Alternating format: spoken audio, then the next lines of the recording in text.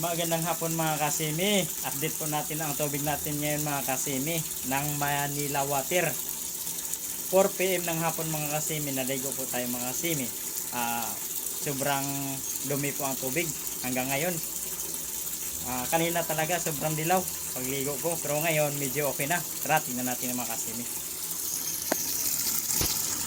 Ano?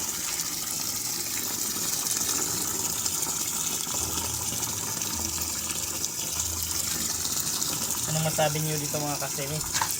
Katubig namin ngayon dito sa Barangay San Jose Rodriguez, Rizal.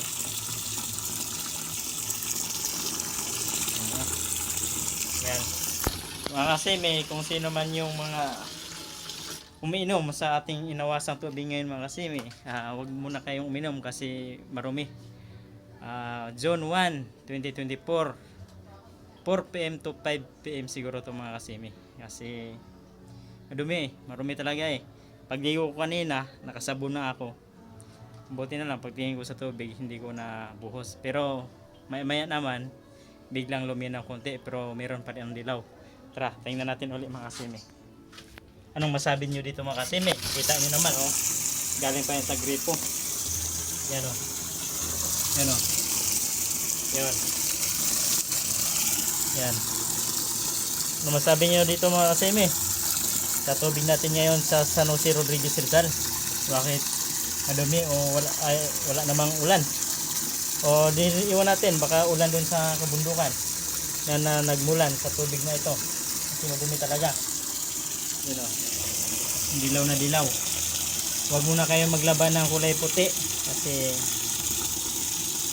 ang tubig natin ay medyo dilaw. Kanina sobrang dumi kanina pagligo ko. Siguro mga 10 minutes before.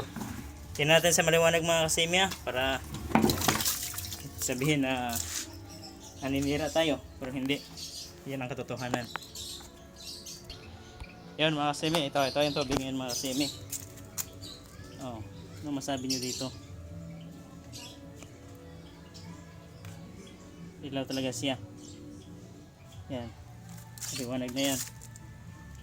Kanina talaga, sobrang dilaw talaga. Yan. Sige mga kasimi, maraming salamat. Update ko lang po. Bye bye.